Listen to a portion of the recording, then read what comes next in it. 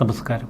മലയാളി വാർത്ത ഇൻസൈഡിലേക്ക് സ്വാഗതം. Thiruvananthapuram mayor V Rajesh കഴിഞ്ഞ കുറച്ച് ദിവസങ്ങളായി മാധ്യമപ്രവർത്തകരുടെയും തിരുവനന്തപുരം നിവാസികളെയും ഒക്കെ നല്ല കയ്യടി വാങ്ങിയിരുന്നു.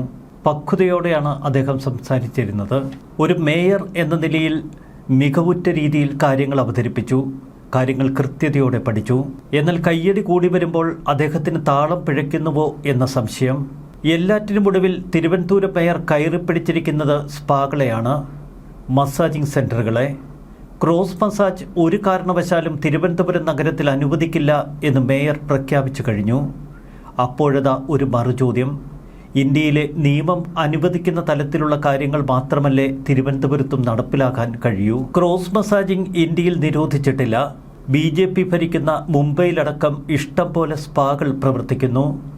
പിന്നെ എങ്ങനെ തിരുവനന്തപുരം നഗരത്തിലെ സ്പാകളെ നിയന്ത്രിക്കാൻ ഒരു മേയർക്ക് കഴിയും? സോഷ്യൽ മീഡിയയിൽ ഇതാ മേയർക്കെതിരെ ശക്തമായ വിമർശനങ്ങൾ. തിരുവനന്തപുരത്ത് താലിബാനിസം നടക്കില്ല എന്നാണ് ചിലർ പറയുന്നത്. ഇങ്ങനെ പോയാൽ ഈ മേയർ എന്തൊക്കെ നിയന്ത്രണങ്ങൾ കൊണ്ടുവരും? തിരുവനന്തപുരം നഗരത്തിലെ ആശുപത്രികളിൽ ലേഡി ഡോക്ടർമാർക്ക് പുരുഷ രോഗികളെ ഇനി പരിശോധിക്കുന്നതിൽ വിലക്ക് ഏർപ്പെടുത്തുമോ? ലേബർ റൂമുകളിലൊക്കെ ഇഷ്ടം പോലെ പുരുഷന്മാർ ജോലി ചെയ്യുന്നു. അവരെയൊക്കെ അവിടെ നിർത്താമോ മേയറെ എന്ന് ചോദിക്കുന്നവരുണ്ട് ഈ സോഷ്യൽ മീഡിയയിൽ. തിരുവനന്തപുരം നഗരത്തെ ഒരു സംസ്ഥാനമാക്കി മേയർ വി രാജേഷ് പ്രഖ്യാപിച്ചുവെന്നൊക്കെയാണ് ചിലർ പരിഹസിക്കുന്നത്. ഒരു സ്ത്രീ പുരുഷനെ മസാജ് ചെയ്യാൻ പാടില്ല എന്നൊരു നിയമം ഇന്ത്യയിലില്ല. അതുകൊണ്ട് തന്നെ മേയറുടെ ഇത്തരം മുന്നറിയിപ്പുകൾ ഒരു പാഴ്വേലയാണ് എന്ന് ചിലർ വി രാജേഷിനെ ഓർമ്മപ്പെടുത്തുന്നു.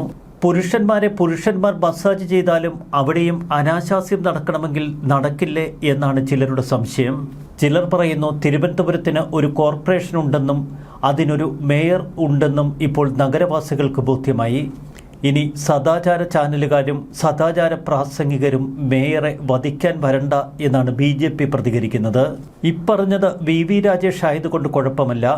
ഇനി ഡബിൾ റഹീം ആയിരുന്നു ഇത്തരമൊരു കമൻറ്റ് നടത്തുന്നത് എങ്കിൽ എന്താകുമായിരുന്നു സ്ഥിതി? മുമ്പൊരിക്കൽ ഒരു മുസ്ലിം പണ്ഡിതൻ സ്ത്രീകൾ ലേഡി ഗൈനക്കോളജിസ്റ്റിന്റെ അടുക്കൽ പോയി പരിശോധിക്കണമെന്ന് പറഞ്ഞതിന്റെ പേരിൽ എന്തൊക്കെ പുകലുകളായിരുന്നു. ഇതിപ്പോൾ പറഞ്ഞു വരുമ്പോൾ 6-ാം നൂറ്റാണ്ടിലെ നിയമമായി പോയല്ലോ മേയറെ എന്നൊക്കെ സംശയങ്ങൾ ഉണർത്തിക്കുന്നവരുമുണ്ട്. ഒരു ക്രൈം നടന്നാൽ പോലീസിന് ഇടപെടാം. എന്നാൽ ഉഭയകക്ഷി സമ്മതപ്രകാരം മസാജ് ചെയ്താൽ എന്താണ് തെറ്റ്? ജിമ്മിലൊക്കെ പുരുഷന്മാർ സ്ത്രീകൾക്ക് ട്രെയിനിങ് കൊടുക്കാറില്ലേ? അവിടെയും പീഡനങ്ങൾ നടക്കുന്നുണ്ടാവാം. തിരുവനന്തപുരത്തുകാർക്ക് ഈ ഗതി വരണം എന്ന് പരിഹസിക്കുന്നവരുണ്ട്. മേയർ ഒന്നുകൂടി ആലോചിച്ച് ഇത്തരം കമന്റുകൾ പറഞ്ഞാൽ പോരായിരുന്നോ എന്ന് ചോദിക്കുന്ന മറ്റൊരു കൂട്ടർ. മുമ്പൊരിക്കൽ ഹൈന്ദവ സംഘടനകൾ മംഗളൂരുവിൽ നടത്തിയ ചില സദാചാര നീക്കങ്ങൾ, അതിനെതിരെ വലിയ പ്രതിഷേധം അന്ന് പ്രദേശവാസികൾ നടത്തിയിരുന്നു. തിരുവല്ലയിലെ ഒരു സ്പായിൽ പട്ടാപ്പകൽ ഗുണ്ടകൾ അതിക്രമിച്ചു കയറി ഒരു സ്പാ ജീവനക്കാരിയെ അതിക്രൂരമായി ബലാത്സംഗം ചെയ്യുന്നു. ഇതൊരു കൊട്ടേഷൻ ആക്രമണമെന്നാണ് ഇപ്പോൾ പുറത്തുവരുന്ന വിവരം.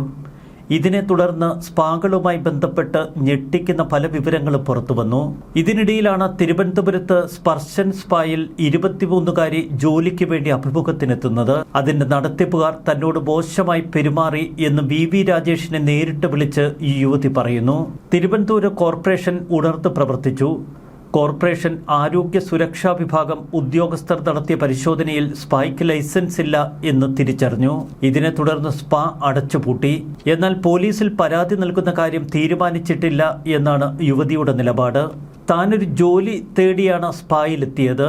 അഭിമുഖത്തിനെത്തിയപ്പോൾ ഫോട്ടോ നൽകണമെന്ന് നിർബന്ധിച്ചു.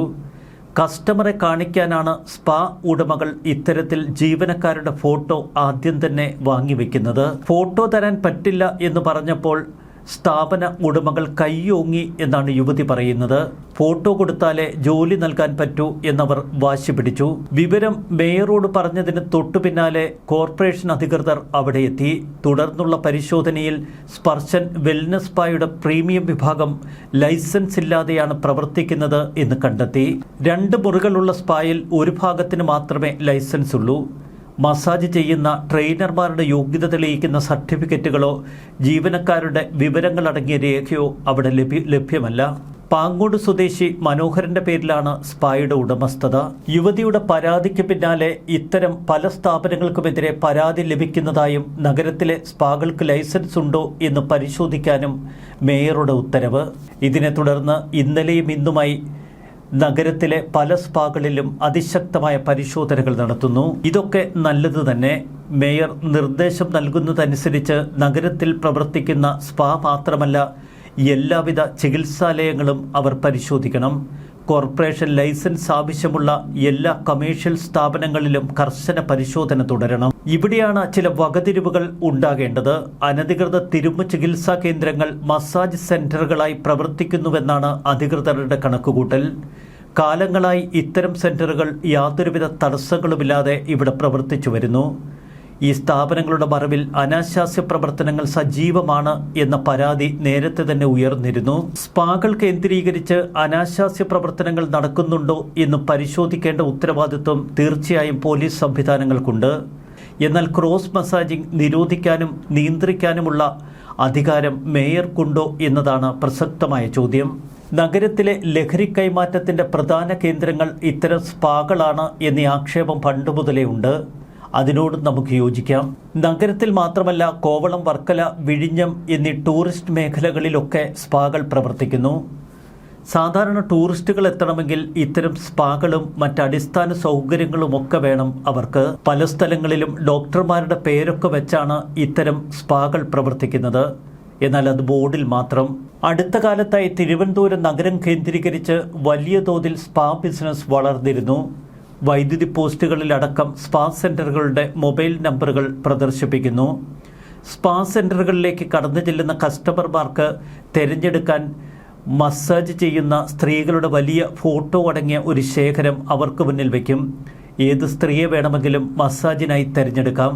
ഒന്നുകിൽ അവരുടെ ഫോട്ടോ പ്രദർശിപ്പിക്കും, അല്ലെങ്കിൽ മുറികളിൽ എത്തിച്ച് മസാജ് ചെയ്യുന്ന സ്ത്രീകളെ നേരിട്ട് കാണിക്കും.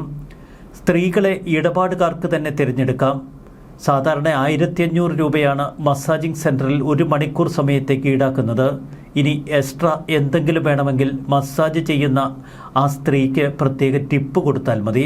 മസാജ് ചെയ്യുന്ന സ്ത്രീകളുടെ ശരീരത്തിൽ സ്പർശിക്കാൻ പാടില്ല എന്ന പൊതു നിയമം ഇത്തരം മസാജ് സെന്ററുകളിലുണ്ട്. നേരത്തെ ആയുർവേദ മസാജ് സെന്റർ എന്ന പേരിലായിരുന്നു ഇത്തരം പല സ്ഥാപനങ്ങളും പ്രവർത്തിച്ചിരുന്നത്. എന്നാൽ ക്രോസ് മസാജിംഗ് നിയമപ്രകാരം നിരോധിക്കാത്തതുകൊണ്ട് ക്രോസ് മസാജ് സ്പാകൾ ഇഷ്ടം പോലെ നഗരത്തിൽ തലപൊക്കി. കോവളത്തൊക്കെ സ്പാ സെന്ററുകൾക്ക് പ്രത്യേക അറേഞ്ച്മെന്റ്സ് ഉണ്ട്.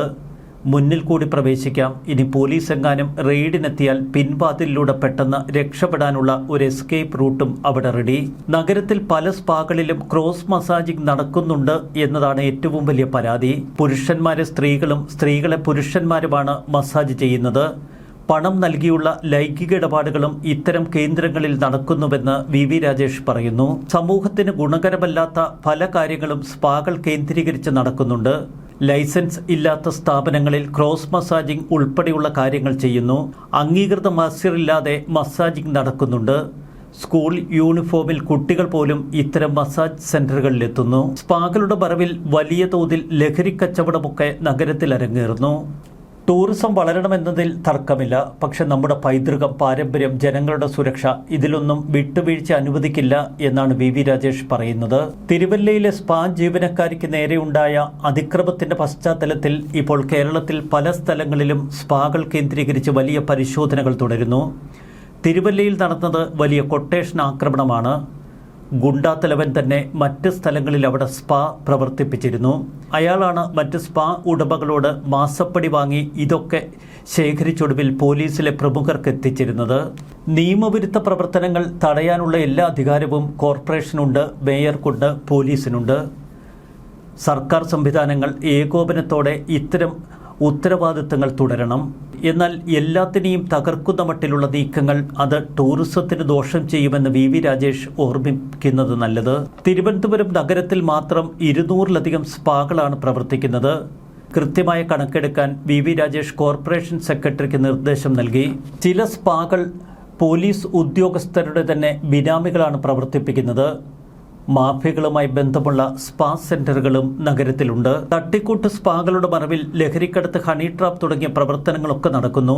സ്പാകളിൽ എത്തുന്നവരെ ഭീഷണിപ്പെടുത്തി നഗ്ന വീഡിയോകൾ ചിത്രീകരിച്ച സംഭവവുമുണ്ട്. കാര്യക്ഷമതയോടെ ഭരണകൂടം ഉണർന്നു പ്രവർത്തിച്ചാൽ പല അനാശാസ്യ പ്രവർത്തനങ്ങളും നിയന്ത്രിക്കാൻ കഴിയും.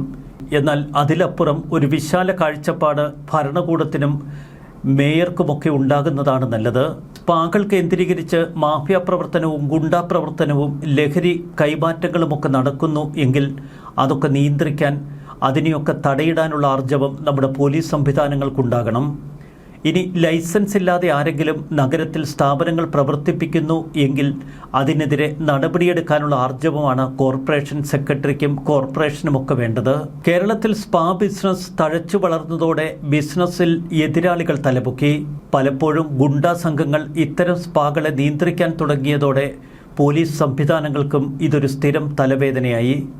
ഉണർന്ന് പ്രവർത്തിക്കേണ്ടത് അനിവാര്യത തന്നെ. എന്നാൽ ക്രോസ് മസാജിംഗ് അടക്കം നിരോധിക്കുമെന്നും സ്പാകളെ ഇല്ലാതാക്കും എന്നുമൊക്കെ പ്രഖ്യാപിക്കുന്നത് എത്രമാത്രം നിയമപരമാണ്? കേരളം നടുങ്ങിയ ഒരു ബലാത്സംഗമാണ് തിരുവല്ലയിൽ നടന്നത്. എന്നിട്ട് നമ്മുടെ മുഖ്യധാര മാധ്യമങ്ങളും ചാനലുകളുമൊക്കെ അതിന് അതിൻ്റേതായ ഒരു പ്രാധാന്യം നൽകിയോ? ഫെബ്രുവരി 1-ാം തീയതി തിരുവല്ല നഗരത്തിലെ ഒരു സ്പായിൽ നടന്ന അതിക്രൂരമായ ബലാത്സംഗം. ഒരുപക്ഷെ സിനിമയെപ്പോലും വെല്ലുന്ന ക്രൂരതകളാണ് അന്ന് അവിടെ നടന്നത്. ഒരു ജീവനക്കാരിയുടെ തൊണ്ടക്കുഴിയിൽ വടിവാൾ കുത്തി നിർത്തി അവരെ ഭയപ്പെടുത്തി അവരുടെ വസ്ത്രങ്ങൾ ഊരിമാറ്റിയതിനു ശേഷം അതിക്രൂരമായി ബലാത്സംഗം ചെയ്യുന്നു. പണം ആവശ്യപ്പെട്ട് അവിടെ എത്തിയ സുബിൻ അലക്സാണ്ടറും ആറക്ക സംഘവുമാണ് സ്ഥാപനത്തിൽ ഇത്തരമൊരു അഴിഞ്ഞാട്ടം നടത്തിയത്. ആവശ്യപ്പെട്ട തുക ലഭിക്കില്ല എന്ന് മനസ്സിലാക്കിയതോടെ ജീവനക്കാരിയെ ക്രൂരമായി ബലാത്സംഗം ചെയ്തു. നിയന്ത്രണങ്ങൾ അനിവാര്യമാണ്. എന്നാൽ കാലം മാറി എന്ന തിരിച്ചറിവ് മേയർക്കും ഭരണ സംവിധാനങ്ങൾക്കുമൊക്കെ ഉണ്ടാകണം. ലോകത്തിൻ്റെ എല്ലാ ഭാഗങ്ങളിലും തന്നെ ഇത്തരം സ്പാകൾ പ്രവർത്തിക്കുന്നു. ഇത്തരം സ്പാകൾ കേന്ദ്രീകരിച്ച് എന്തെങ്കിലുമൊക്കെ ലഹരി കൈമാറ്റവും മറ്റ് ഗുണ്ടാ പ്രവർത്തനങ്ങളും നടക്കുന്നുവോ എന്ന് നിരീക്ഷിക്കേണ്ടതും അതിനൊക്കെ തടയിടേണ്ടതും ഉത്തരവാദിത്തപ്പെട്ട ഭരണകൂടം തന്നെയാണ്. പക്ഷെ അമിതാവേശത്തോടെ സ്പാകൾ നിരോധിക്കുമെന്നൊക്കെ പറയുന്നത് അത് പലപ്പോഴും ലോജിക്കിന് വിരുദ്ധവും. ന്യൂസ് ഡെസ്ക് മലയാളി വാർത്ത ഇൻസൈഡ്.